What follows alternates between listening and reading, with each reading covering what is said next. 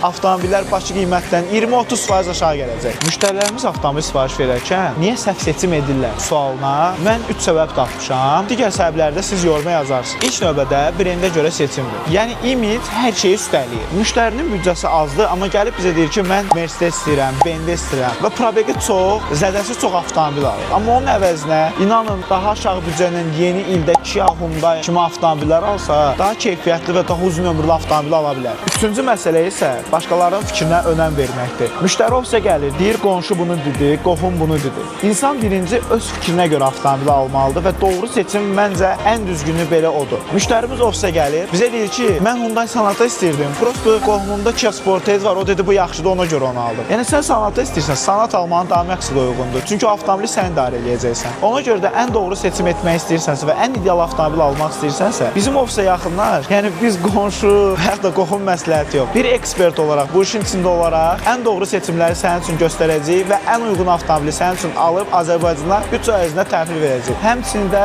avtomobillər Bakı qiymətdən 20-30% aşağı gələcək.